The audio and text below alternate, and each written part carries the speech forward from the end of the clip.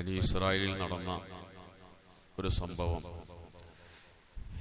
ഇമാം ബുഖാരി ഉദ്ധരിക്കുന്നത് കാണാൻ കഴിയും.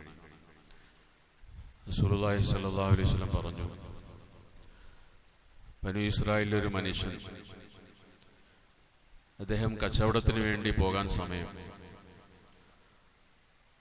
കുറച്ച് പൈസ കടം വാങ്ങാൻ വേണ്ടി ആ നാട്ടിലെ ഒരു പണക്കാരനായ ഒരാളുടെ അടുക്കൽ ചെന്നു.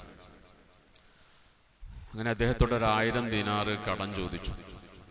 ഞാൻ കച്ചവടത്തിന് വേണ്ടി പോവുകയാണ്, കച്ചവടം കഴിഞ്ഞ് തിരിച്ചു വരുമ്പോൾ തരാമെന്ന് പറഞ്ഞ് ഒരു ഇന്ന ഡേറ്റിന് തന്നേക്കാമെന്ന് പറഞ്ഞ് അദ്ദേഹത്തിനോട് 1000 ദിനാറ് കടം ചോദിച്ചു.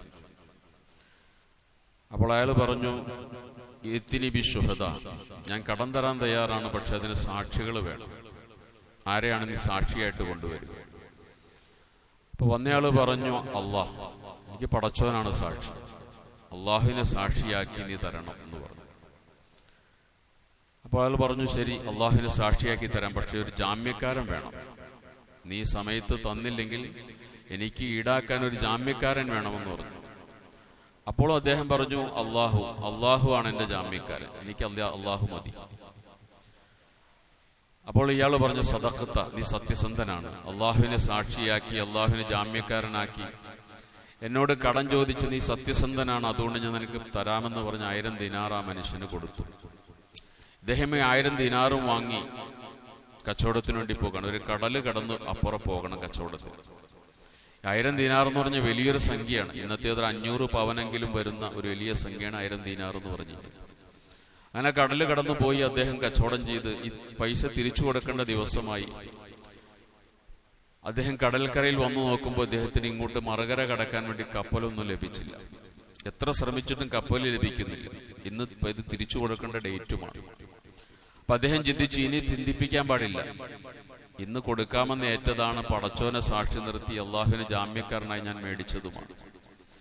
ഒരു നിവൃത്തിയുമില്ല മറുകര കടക്കാൻ വേണ്ടി. അവസാനം അദ്ദേഹം ഒരു മരത്തിന്റെ ഒരു മരക്കുറ്റി എടുത്തിട്ട് അതിനകത്ത് തുറന്നൊരു ദ്വാരമുണ്ടാക്കി ആ ദ്വാരത്തിലേക്ക് ഇദ്ദേഹം കൊണ്ടുവന്ന 1000 ദിനാറും വച്ച് അതിനകത്തൊരു കത്തും അദ്ദേഹം എഴുതി വെക്കുന്നുണ്ട്. ഞാൻ ഇന്നയാളുടെ അടുക്കൽ നിന്ന് വാങ്ങിച്ചതാണ്, ഇന്ന ഡേറ്റിന് കൊടുക്കാമെന്ന് പറഞ്ഞതാണ്, പക്ഷെ എനിക്ക് മറുകര കടക്കാൻ കഴിയുന്നില്ല പടച്ചോനെ, അതുകൊണ്ട് ഞാൻ നിന്നെ ഏൽപ്പിക്കുകയാണ്, ഈ പൈസ മനുഷ്യനെ ഏൽപ്പിക്കാൻ വേണ്ടി നിന്നെ ഏൽപ്പിക്കുകയാണെന്നൊരു കത്തും എഴുതി ആ ദ്വാരം സുരക്ഷിതമായ വെള്ളം കയറാതെ അടച്ച് അദ്ദേഹം ആ കടലിലേക്ക് ഇടുകയാണ്. അങ്ങനെ കുറെ കഴിഞ്ഞ് അദ്ദേഹത്തിന് വാഹനം ലഭിച്ച, കപ്പൽ ലഭിച്ച സമയത്ത് അദ്ദേഹം മറുകര കടന്ന് ഈ കടം തന്ന ആളുടെ വീട്ടിലെത്തി. അദ്ദേഹത്തോട് ക്ഷമ പറയുകയാണ്. അപ്പോൾ വീട്ടുകാരൻ പറയുന്നത്, നീ എനിക്ക് ആ പൈസ തന്നു കഴിഞ്ഞു, എനിക്കത് കിട്ടിക്കഴിഞ്ഞു. ഞാനൊരു ദിവസം എനിക്ക് തരാമെന്ന് പറഞ്ഞ ദിവസം ഞാൻ ആ കടലിന്റെ കരയിൽ വന്ന് നിൽക്കുമ്പോൾ, നിന്നെ പ്രതീക്ഷിച്ച് നിൽക്കുമ്പോൾ യാദർച്ഛികമായൊരു മരക്കുറ്റി എൻ്റെ അടുക്കിലേക്ക് വന്നു. ഞാനത് വിറകാക്കാമെന്ന് വിചാരിച്ച് എടുത്തുകൊണ്ടൊന്ന് വീട്ടിലൊന്ന് കൊത്തി നോക്കുമ്പോൾ അതിനകത്ത് ഇങ്ങനെ നീ അയച്ച കത്തും കിട്ടി, എനിക്ക് ആ സ്വർണ്ണനാണയം ദിനാറും കിട്ടിക്കഴിഞ്ഞു എന്ന് പറഞ്ഞു. നമ്മൾ മനസ്സിലാക്കണം, അത്ഭുതകരമായി പടച്ചതമ്പുരാൻ ഈ മനുഷ്യൻ ആ പറഞ്ഞ ഡേറ്റിൽ അത് കൊടുക്കാമെന്ന് തീരുമാനിച്ചപ്പോൾ, അള്ളാഹുവിനെ സാക്ഷി നിർത്തി അള്ളാഹുവിനെ ജാമ്യക്കാരനാക്കി ആ ഇടപാട് പൂർത്തീകരിക്കാൻ വേണ്ടി തീരുമാനിച്ചപ്പോൾ അള്ളാഹു തആല മനുഷ്യനെ സഹായിക്കുകയാണ്. നമുക്കിന്ന് കേട്ടല്ല അവിശ്വസനീയമെന്ന് തോന്നാം. ബുഖാരിയിലുള്ള ഹദീസാണിത്.